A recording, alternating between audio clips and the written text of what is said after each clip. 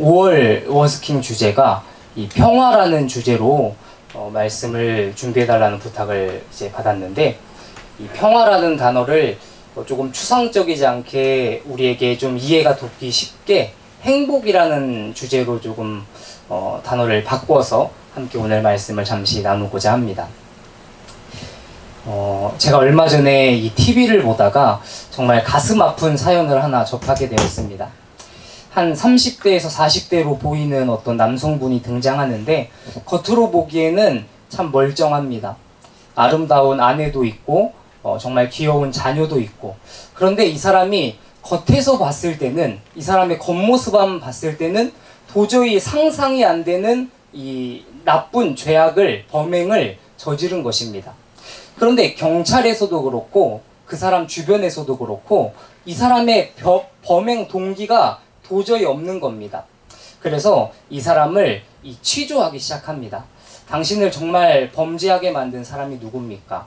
당신의 범행 동기는 정말 무엇입니까? 이 취조 끝에 놀라운 사실이 밝혀집니다.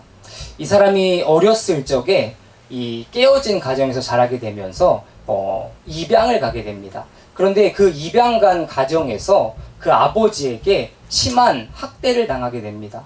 그 학대가 얼마나 심했던지 이 사람은 이 아버지에 대한 두려움에서 벗어나지 못합니다. 그 결과로 이 아버지의 꼭두각시가 되어서 자신의 의지와는 상관없이, 자신의 생각과는 상관없이 범죄의 도구로 이용을 당한 겁니다. 그런데 제가 더 큰 충격을 받았던 장면은 무엇이냐면, 그 TV 프로그램에서 실제 이 사람을 범죄의 도구로 사용했던 그 아버지가 등장합니다.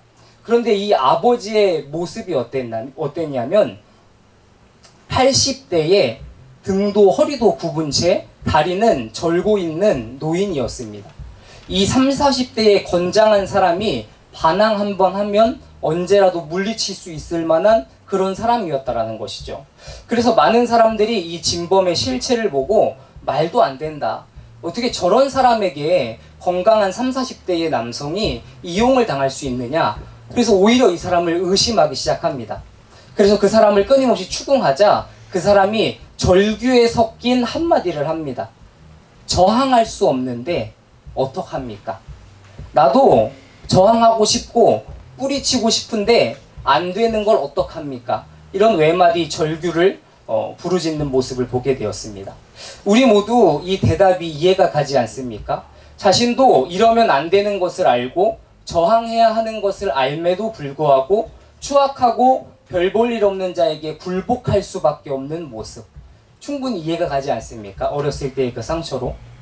그런데 저는 이 사람의 울부짖음을 보면서 오늘 저희가 함께 나눌 주제와 대입해서 제 자신이 이 사람의 처지와 참 닮아 있다고 생각이 들었습니다. 저는 개인적으로 정말 행복한 삶을 살고 싶습니다. 그런데 아이러니한 것은 무엇인지 아십니까? 저는 정말 행복한 삶을 살지 못합니다. 내 자신이 그토록 행복을 원하는데 아이러니하게도 저는 완전한 행복을 누리지 못하고 있습니다. 이 사람처럼 제 머리로는 행복을 원합니다. 그런데 제 삶은, 실제는 그 완전한 행복을 이루지 못합니다. 그런데 이건 비단 저만의 이야기가 아니지 않습니까? 마치 저 혼자 그러고 있다는 눈빛으로 지금 저를 다 쳐다보시는데 우리 모두의 이야기지 않습니까? 우리 모두는 완전한 행복을 누리기 원합니다. 그래서 저마다 표현 방법만 다르지 모두 다 절규하고 있어요. 누구는 돈을 많이 벌면 자신에게 행복이 찾아올 거라고 생각합니다. 그래서 죽어라 돈을 버는 사람이 있어요. 어떤 사람은 명예를 쫓습니다. 이 명예가 나에게 있으면 나는 행복해질 거야. 그렇게 명예를 쫓고 있어요. 또 누군가는 이쁜 여자친구를 만나면, 할렐루야, 아멘, 멋있는 남자친구를 만나면 내 인생 행복해질 수 있을 거야 라고 생각합니다. 저마다 절규하고 있어요. 행복을 향해 쫓아가고 있어요. 그런데 여러분, 하나 질문해 봅시다. 이 대답하시지 말고 쑥스러울 수 있으니까 자기 스스로한테 질문해 보세요. 정말 행복하고 싶지만 정말 행복하십니까? 정말 행복을 쫓고 있지만 정말 행복이 여러분에게 잡히고 계십니까? 저는 개인적으로 아니라고 생각이 많이 듭니다. 그렇다면 우리가 한번 생각해 봅시다. 우리가 그토록 행복을 원하지만 행복할 수 없는 이유는 무엇입니까? 그것은 우리에게는 참된 행복을 선택할 능력이 없기 때문입니다. 이게 좀 공감이 되십니까? 안 되면 제가 다시 한번 이해를 시켜드리겠습니다. 예를 들어 보겠습니다. 한 분야를 조금 예를 들어 보겠습니다. 건강이라는 분야를 우리가 예를 들어 보겠습니다. 제가 지난 금요일 날 저희가 청년부 모임이 한 10시쯤에 끝납니다. 밤 10시에 끝나면 이제 11시 정도까지 이번 주에는 회의가 있었는데 회의가 끝나고 배가 너무 고픕니다. 그래서 우리에게 항상 야식의 유혹이 있지 않습니까? 그래서 그 청년들과 함께 족발을 시켜 먹었습니다. 그 순간 제가 참 행복했을까요? 안 했을까요? 진짜 이렇게 제가 오늘 주일 이제 끝나가니까 좀 과격한 단어를 써도 되겠습니까? 네. 이해해 주시겠습니까? 네. 진짜 이렇게 좀 쑥스러워요. 진짜 그 순간 내일이 떠오르지 않을 만큼 행복했어요. 그런데 이 행복은 저의 인생을 장기적으로 생각해 볼 때 진짜 참된 행복일까요? 멀리 갈 필요도 없어요. 내일만 되면 저는 뭘 할까요? 이런 눈을 뜨면서 어떤 감정을 느낄까요? 후회해요. 더부룩한 속을 붙잡고 비어가는 통장 잔고를 보며 저는 후회해요. 이게 무엇입니까? 우리는 사실 진짜 참된 행복을 찾기보단 그 순간 나를 일시적으로 만족시켜주는 행복을 찾을 수밖에 없는 존재라는 거예요. 그러니까 이거는 내 외부에 내가 행복해야 되는 걸 알고 있어요. 사실 야식을 먹으면서 건강을 위해 야식을 먹어야지 이런 사람은 없습니다. 그렇죠? 건강을 위해 담배를 피고 건강을 위해 술을 먹는 사람은 없어요. 우리는 어떻게 해야 행복해지는지를 알아요. 그런데 다만 그 행복을 선택할 능력이 없다라는 거예요. 족발이 분명 내일 나에게 후회를 줄 거예요. 하지만 오늘 그 족발을 먹고 죽고 말겠다 차라리. 이런 게 우리의 선택이지 않습니까? 앞에서 언급해드렸던 그 남성분과 같이 나의 내면의 두려움과 트라우마 이것들을 궁극적으로 극복하지 못하잖아요. 그러면 아무리 내 몸이 성장해도 그 노인한테 지배당할 수밖에 없는 거예요. 내 내면이 빠져나오지 못했으니까. 마찬가지로 우리가 진짜 행복을 원해요. 근데 이 행복을 붙잡으려면 우리에게 필요한 건 무엇인지 아십니까? 우리 안에 죄성으로 파괴되어서 그 순간의 행복, 오늘만 보고 살아가는 우리의 연약함을 해결하지 않는 이상은 참된 행복을 찾을 수 있다 없다? 없다라는 거예요. 그래서 그렇게 할 수 없기 때문에 우리에게 찾아오신 분이 예수 그리스도세요. 예수님의 등장을 마태복음은 이렇게 기록하고 있습니다. 스불론 땅과 납달리 땅과 요단강 저편 해변 길과 이방의 갈릴리여 흑암에 앉은 백성이 큰 빛을 보았고 사망의 땅과 그늘에 앉은 자들에게 빛이 빛이었도다 하였느니라. 여기서 우리의 상태, 예수님이 오셔서 바라본 우리의 상태를 뭐라고 표현합니까? 흑암과 사망이에요. 이 말은 무엇입니까? 부분적인 치유가 필요하다라는 게 아니에요. 너희 지금 부분적인 행복, 오늘의 어떤 행복 이게 필요하다는 게 아니라 너희에게는 전인격적인 변화가 필요하다. 전인격적인 치료가 필요하다. 이게 예수님의 진단이었다라는 거예요. 그런데 사실 우리가 양심적으로 생각해보면 주님 앞에 우리는 오늘 어떤 복을 빌고 있냐라는 거예요. 주님에게 어떤 행복을 바라고 있느냐라는 거예요. 주님, 나에 이런 문제가 있습니다. 주님, 나 이런 어려움이 있습니다. 이것들을 해결해 주세요. 오늘 필요한 복들을 우리는 사실 구하고 있다라는 거예요. 그래, 주님은 뭐라고 말씀하십니까?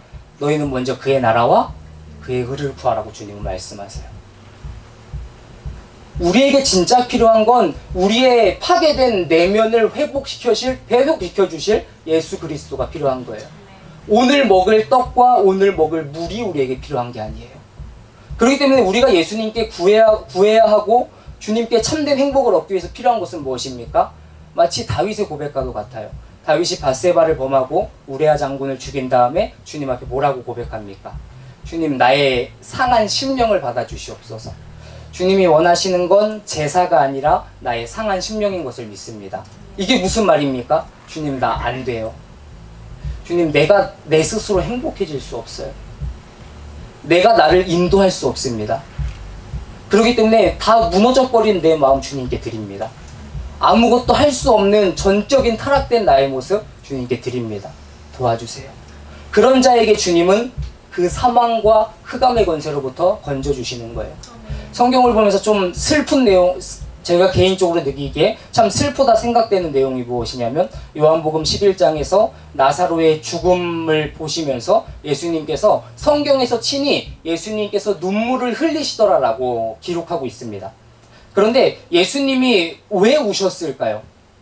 이유는 하나예요. 마르다가 마리아가 절망하고 있어 버렸기 때문이에요. 주님, 나의 오라버니 죽었어요. 주님 조금만 빨리 왔으면 살았을 텐데 죽어버렸어요. 눈앞에 생명과 죽음을 다스리시는 예수 그리스도께서 계신데 내 문제에 얽매여서 나 이제 행복 끝나버렸어요. 주님 좀만 빨리 오시지, 내 행복 끝나버렸어요. 이렇게 고백했다라는 거예요. 그러자 예수님께서는 그를 보면서 눈물을 흘리셨습니다. 그리고는 그에게 똑똑히 보여주셨어요. 나사로야, 걸어 나오라. 그러자 죽었던 나사로가 살아서 나옵니다. 그걸 마르다와 마리아에게 보여주셨어요. 우리가 주님께 우리의 연약함, 우리의 무너지고 절망한 우리의 모든 상황을 주님께 고백하면 주님은 우리에게 생명을 보여주실 거예요. 흑암과 사망의 권세에 매여있는 우리에게 예수 그리스도의 소식은 복음의 소식입니다. 그렇기 때문에 우리의 정말 필요를 주님께 구하시기를 바랍니다. 참된 행복을 위해, 나의 일시적인 행복이 아닌 진정한 행복을 위해 기도하시는 은혜가 있으시기를 주님의 이름으로 부탁을 드립니다. 제가 이제 말씀을 정리하면서 저희 교회에 제가 정말 아끼는 꼬맹이가 있습니다. 나이는 이제 중학생인데 키가 좀 작아서 이렇게 꼬맹이 같은 애가 있는데 걔가 이제 생일을 맞이한 거예요. 그래서 제가 그 전도사 아니겠습니까? 네? 전도사? 전문직 남성 아니겠습니까? 그래서 그 친구한테 야, 너 생일 선물 갖고 싶은 거 다 말해라. 이 말을 하면서 제 마음이 쫄렸을까요? 안 쫄렸을까요? 살짝 쫄렸습니다. 살짝 쫄렸는데 다 말해, 내가 다 사줄게. 그랬더니 얘가 한참 고민을 하다가 전사님 그럼 저 피아노 악보집을 사주세요. 그러는 거예요. 근데 피아노 악보집을 제가 그 친구가 사달라는 걸 검색해보니까 얼마인 줄 아세요? 2,000원인 거예요. 2,000원. 그래서 제가 얘가 이게 왜 필요하지? 이건 엄마한테 사달라 그러면 되는데 그리고 다시 갔어요. 야, 너 이거 진짜 필요해? 그랬더니 그 친구가 저에게 뭐라 그랬을까요? 아이, 전사님이 돈이 어디 있다고 이렇게 말을 하는 거예요. 그래서 제가 순간 어떤 마음이 들었을까요? 너 일로 와. 다시 말해. 너가 진짜 원하는 걸 말해. 그러니까 제가 수줍게 뭐라고 고백했을까요? 로션을 사주세요. 그럼 제가 그걸 듣고 어떻게 했을까요? 당장 제 카드에 얼마가 있던 상관없이 올리브영 가가지고 제일 비싼 거로 달라고, 얼굴 뽀송뽀송해지는 거로 달라고 이렇게 사가지고 와가지고 걔한테 이렇게 딱 주면서 야, 전사님이 니 못 사주겠어? 이거 못 해주겠어? 오히려 저는 걔가 진짜 자기가 원하는 걸 숨긴 채 그냥 초라한 거, 아이 이 정도면 돼 라고 하는 걸 저한테 달라고 하니까 제 마음에 화가 나더라고요. 내가 널 이렇게 사랑하는데. 마찬가지예요. 어쩌면 우리가 부분적이고 조그만한 이 복들을 주님께 구하는 이유는 우리 스스로와 주님과의 관계에 자신이 없는 거예요. 주님 앞에 내 무너진 모습, 내 절망적인 모습을 공개할 용기가 없는 거예요. 그런데 주님은 그걸 공개하기를 원하세요. 아니, 그걸 위해 오셨어요. 그렇기 때문에 여러분의 참된 행복을 위해 여러분 안에 있는 참된 절망을 주님께 올려드리시기를 주님의 이름으로 부탁드립니다. 응원하겠습니다. 감사합니다.